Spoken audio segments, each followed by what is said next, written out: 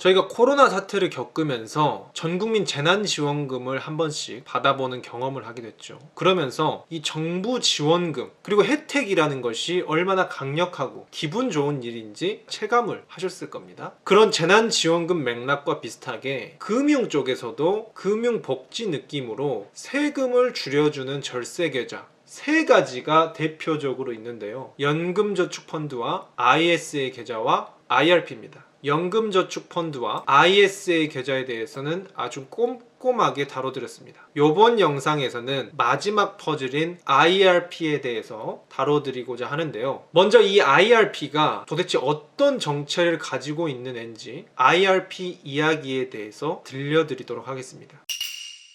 IRP를 먼저 알기 위해서는 우리나라의 노후 대비 3층 구조를 아셔야 됩니다. 맨 아랫단에는 국가가 운영하는 국민연금이 있고요. 그 윗단에는 기업이 운영하는 퇴직연금, 그리고 맨 윗단에는 개인들이 알아서 운영을 해야 되는 개인연금이 있습니다. 그런데 이 맨 윗단의 개인연금 측면에서 아까 절세계좌 3대장의 연금저축이 바로 들어가게 되고요. 그리고 이 퇴직연금 2층에서 바로 IRP, 즉 개인형 퇴직연금 이쪽이 들어가게 됩니다. 그러니까 요즘 국가가 국민연금, 연금개혁 등으로 굉장히 골머리를 앓고 있지 않습니까? 국가가 노후 대비를 책임져 주는 게 어려워지게 되니까 이 개인이나 이 민간들에게 좀 노후 준비를 하라고 세금으로 밀어주고 있는 형국이다. 그래서 이 IRP는 원래 근본은 퇴직연금의 일환이다.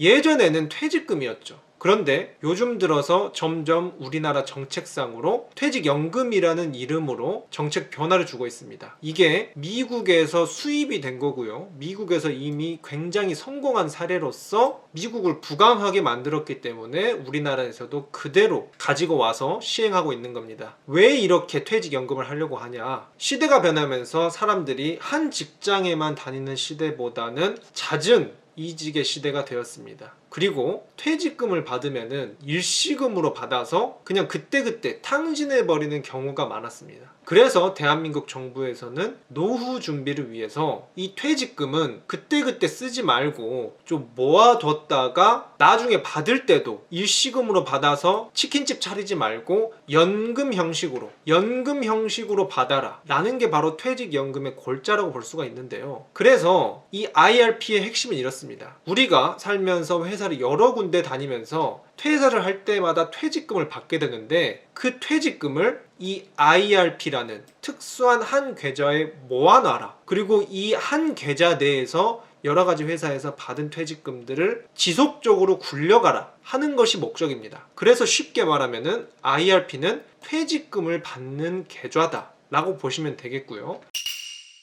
그래서 이 IRP 계좌에서 퇴직금을 찾을 때까지 굴리면서 이 안에서도 투자가 계속 이루어지겠죠. 그 과정에서 추가적으로 정부는 세금 혜택까지 주게 됩니다. 뒷부분에서 설명드리겠지만 아주 강력한 세금 혜택을 여기에 부여해줘요. 그러니까 이 IRP 계좌의 탁월함을 눈치챈 금융 고수들이 정부에게 이렇게 말을 하죠.